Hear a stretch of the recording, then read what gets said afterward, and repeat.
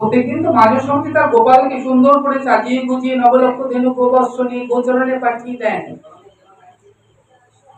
তাহলে আজকে গোচারণ থেকে দিন অবসান কালে যখন নবলক্ষ ধেনু গোবৎস নিয়ে আমার গোবিন্দ ফিরছেন নন্দালয়ের দিকে, এমন সময় অচম্বিতে দেখেন প্রেমই রাধারানী তিনি কি করেছেন না সখী সমেত কলসি কাঁধে নিয়ে যমুনায় যাচ্ছেন জল আনতে।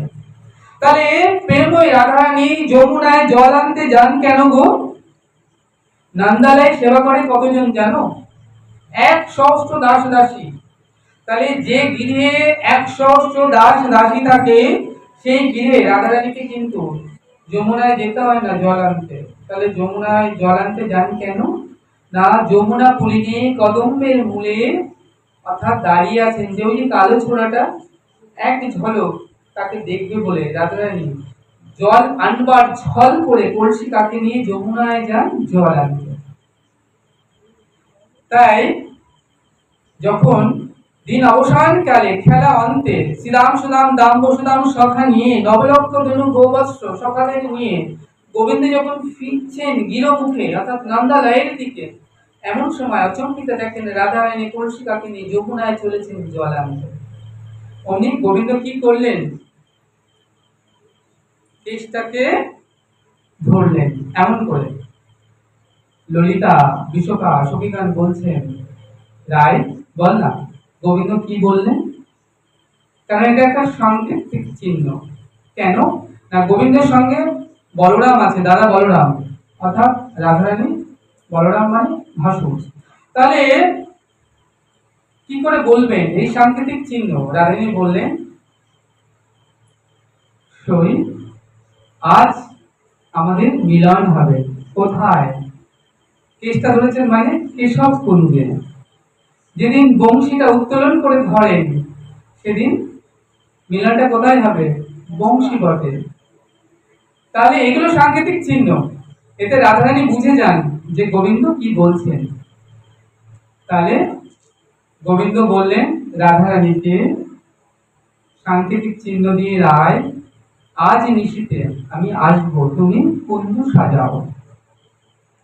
তাই রাধারানী বলছেন ললিতাকে বিশোকাকে সখীদেরকে ডেকে, যা তোরা কুঞ্জ সাজা, আজ নিশীতে আমার বধূর সাথে আমার মিলন হবে। তোরা আমার লাগি পুষ্প চয়ন কর, কুসুম চয়ন করে কুঞ্জ সাজা। আজ রাধারানী কি করলেন? চলে গেলেন। গোবিন্দ গোবৎস সখা নিয়ে তিনি গিরমুখে চলে এলেন। এদিকে রাধারানী কুঞ্জ সাজিয়ে বসে আছে। রাধারানী প্রত্যেকদিন কুঞ্জ সাজান, আর বৃন্দাবনে আরেকজন কুঞ্জ সাজান। তিনি কে না? তিনি বলেন চন্দ্রাবলী। চন্দ্রাবলী প্রত্যেকদিন কুঞ্জ সাজিয়ে বসে থাকেন, আর গোবিন্দ কি করেন? ওই চন্দ্রাবলী আঙিনা দিয়ে রাধার কুঞ্জে চলে যান। আর চন্দ্রাবলী যখন বাইরে বেরিয়ে আসেন ততক্ষণে গোবিন্দ রাধার কুঞ্জে চলে গিয়েছেন। আজ যেন যোগমায়া চন্দ্রাবলীর উপর বড় কৃপা হয়েছে। যোগমায়া মনে মনে চিন্তা করছেন যে তিনি যদি আজ এই গোবিন্দ উপরে এই কৃপাটা না করেন তাহলে গোবিন্দের কোনোদিনও সেই সুখ লাভ হবে না। তাই আজকে কি করলেন না, আজ গোবিন্দ তখনও কিন্তু বের হননি। গোবিন্দ বের হননি রাধার কুঞ্জে যাওয়ার জন্য। তার পূর্বে চন্দ্রাবলী কুঞ্জে গোবিন্দ সামনে দিয়ে যাওয়ার আগেই যোগমায়া কি করলেন? গোবিন্দের অঙ্গ ধ্যান এবং নুপুরের ধ্বনি নিয়ে চন্দ্রাবলীর নাসিকায় পৌঁছে দিলেন। প্রত্যেকদিন যখন গোবিন্দ যায়, চলে যাওয়ার পরে অঙ্গ গন্ধ এবং নুপুরের ধ্বনি চন্দ্রাবলী শুনতে পান। তখন যখন কুঞ্জের বাইরে আসেন ততক্ষণে গোবিন্দ অনেক দূরে চলে গিয়েছেন। কিন্তু আজকে কিন্তু যোগমায়া তা করলেন না। তাহলে আজ কতই না রঙ্গে শ্যাম রাধার কুঞ্জে যায়, শ্যামের মাথায় দোলে মোহন চূড়া, নুপুর বাজে পায়, নুপুর বাজায় জানায় যায়। মহাজন এখানে বললেন, দেখো তুমি রাধার কুঞ্জে যাবে, বেশ ভালো কথা, যাও না, কিন্তু নুপুর বাজায় জানায় যায়। নুপুর রুনুঝুনো রুনুঝুনো নুপুর বাজছে, যে দেখো আমি যাচ্ছি আমি যাচ্ছি আমি যাচ্ছি, নুপুর বাজিয়ে জানার দরকার কি? তুমি এমনি তো পার্টি পিটিপে চলে যেতে পারো, কিন্তু আজকে তা করছে না। নুপুর বাজায় জানায় যায়, ওই শ্যাম নটবর কতই না রঙে রাধার কুঞ্জে যায়। তাহলে বঙ্কিম থাম নাগর একে বেঁকে বড় পথে দিয়ে চলে যায়। তাহলে বঙ্কিম মানে ব্যাকা, অর্থাৎ সবাই তো জানে যে এই মানুষটা বড় বাঁকা, সোজা নয়। তাহলে নুপুর বাজায় বড় পথ দিয়ে শ্যাম নটবর চলে যায়। আজকে রাধারানী সখীদেরকে বলছে যে শাশুড়ি ননদী বচসা করিয়া আইন গহন, কৃষ্ণগণে বড় স্বাদ জেগেছে মনে, এ নব যৌবনে মিলিব বধুর সনে। জানিস তো সই, আজ আমার মনে বড় স্বাদ জেগেছে, মিলিব বধুর সনে। কিন্তু আমার তো শত্রু আছে, তাই আমার শত্রু কে? না এ মন দেহ ইন্দ্রিয়গণ। তাই মন দেহ ইন্দ্রিয়গণের কাছে রাধারানী নিবেদন করে বলছেন, ওহে মন ইন্দ্রিয়গণ চিত্ত মন, দেখবে তোমরা জানো আজ নিশীথে আমার বধূর সঙ্গে আমার মিলন হবে। তাহলে আজকে আমার বধূ যখন আমার কুঞ্জে আসবে, আমায় কত ভালোবাসবে। আমার বধূ যখন তার ইন্দ্রিয় দিয়ে আমাকে ভালোবাসবে, আস্বাদন করবে, আমি যেন আমার প্রতি ইন্দ্রিয় দিয়ে আমার বধূকে ভালোবাসতে পারি। তখন জানো তোরা ঘুমায় যাস না, তখন যেন তোরা চেতন থাকিস। কেন? অচেতনে গোবিন্দ সেবা হয় না।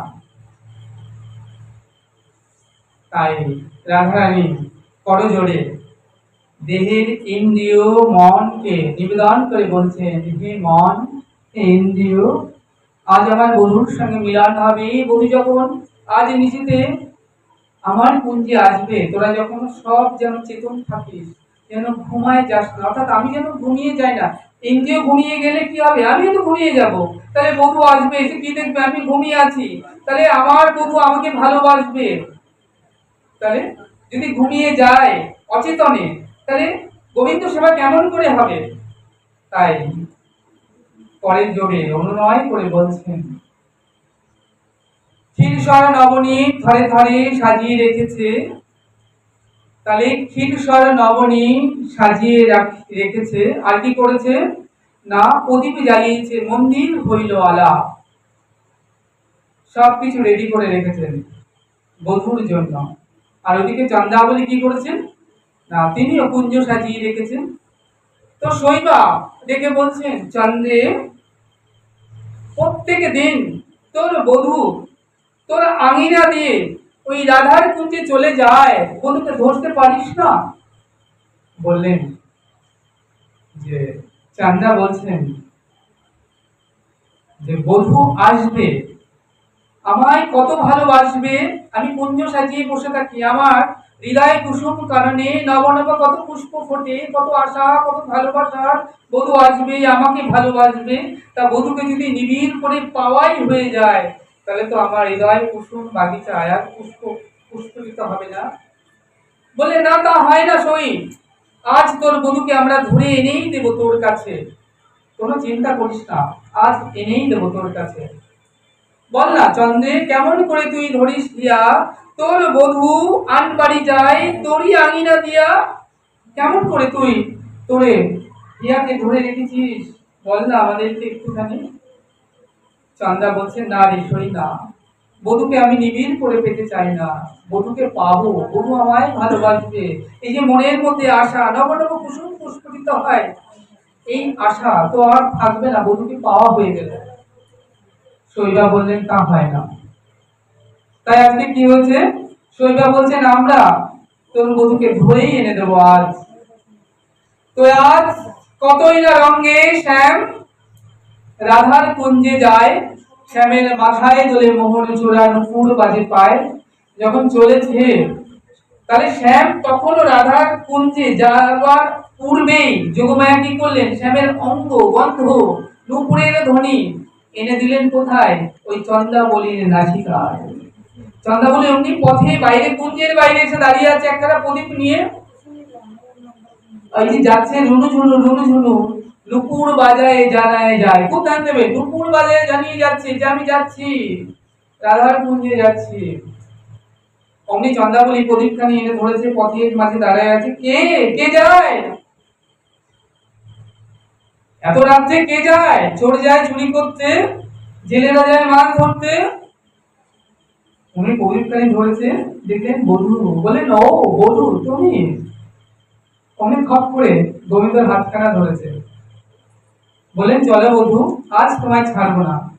গোবিন্দ বলছেন শৈল, আজ আমায় ছেড়ে দে, আজ আমায় ছেড়ে দে, আমি কথা দিচ্ছি আমি আগামীতে আসবো, আবার আমি তোর কাছে আসবো, ধরা দেব। শৈবা বললেন যে কেউ কি আজ পর্যন্ত তোমায় পেয়ে ছেড়ে দিয়েছে যে আমি তোমাকে ছেড়ে দেব? আজ পর্যন্ত গোবিন্দকে কেউ পেয়ে কেউ কি ছেড়ে দিয়েছে? কেউ তো ছাড়ে নাই, তাহলে আমিও তোমায় আজ ছাড়বো না। চলো বধূ, আজ তোমাকে যেতেই হবে আমাদের সাথে চন্দ্রাবলীর কুঞ্জে। টানতে টানতে কি করলেন, গোবিন্দকে চন্দ্রাবলীর কুঞ্জে নিয়ে এসেছে। চন্দ্রাবলী বলছেন অবধূ, তুমি প্রত্যেক দিন নীতি নীতি নীতি গতাগতি করো, এই পথে নীতি যাও রাধার কুঞ্জে, প্রত্যেক দিন তুমি রাধার কুঞ্জে যাও এই পথে দিয়ে, তাহলে বঞ্চিত শুধু আমি, তাহলে আমি শুধু বঞ্চিত কেন? আমাকে বলো, আমি শুধু বঞ্চিত কেন থাকবো? গোবিন্দ বলছেন ওরে চাঁদে রে, তুই আজ আমায় ছেড়ে দে, আমি কথা দিলাম অন্যদিন আমি আবার আসবো তোরই কুঞ্জে, তোর কাছে আমি ধরা দেব। চন্দ্রাবলী বললেন না, আমি তোমায় ছাড়বো না। এই জগতে কেউ তো তোমায় পেয়ে ছাড়িনি, তোমাকে পাওয়ার জন্য কত বসে আছে সকলে, তাহলে আমি কেন তোমায় ছাড়বো? তখন চন্দ্রাবলী মনে মনে ভাবছেন না, এমন করে হবে না। তাই কি করলেন গোবিন্দ, গোবিন্দের চরণ দুখানি ধরিয়ে চন্দ্রাবলী বুককে জড়িয়ে ধরে দুফোঁটা নয়ন জলে ঢেলে দিলেন। বললেন ও বধূ, কে বলে আমি তোমার? তুমি তো রাধার, তুমি তো রাধার, আমি তো ওই চরণের দাসী। কে বলে বধূ তুমি আমার? তুমি তো রাধার। যখন দুফোঁটা নয়ন জলে ঢেলে দিলেন, গোবিন্দ বাধা পড়ে গেলেন। গোবিন্দ বললেন ওরে চন্দ্রে রে, আমি সব সইতে পারি, কিন্তু কোনো ভক্ত যখন তার দু নয়নের জলে আমায় কাঁদে, আমার চরণে ঢালে, আমি যে আর সইতে পারি না, আমি তার চরণে বাধা পড়ে যাই। তাই গোবিন্দ সেই যাত্রায় আর যেতে পারলেন না। চন্দ্রাবলী কি করলেন না, মনের সাধে আজ গোবিন্দকে সাজাচ্ছেন। তাহলে পীতাম্বর বস্ত্র খুলে নিলেন, পরিয়ে দিলেন একটি নীল শাড়ি, নীলাম্বর শাড়ি। তারপরে কি করলেন, কপালে দিলেন কুমকুম ফোঁটা, আর সিঁদুর দিয়ে সর্ব অঙ্গে সিঁদুর মাখিয়ে দিলেন, আর চন্দনে চর্চিত করে গোবিন্দ অঙ্গখানা চন্দনে পুরো চর্চিত করে দিলেন। দেখে উপায় নেই যেটা শ্যাম না গোপী নয়ন ভিরাম, অর্থাৎ দেখে মনে হচ্ছে যেন এটা শ্যাম নয়, কে না রাম, অর্থাৎ বলরাম। এমন করে সুন্দর করে চন্দনে চর্চিত করে সারা নিশি ভরে সেবা করলেন, কত সেবা করলেন, প্রাণ ভরে, মনের যা বাসনা ছিল প্রাণ ভরে আজ চন্দ্রাবলী গোবিন্দের সারা নিশি সেবা করলেন।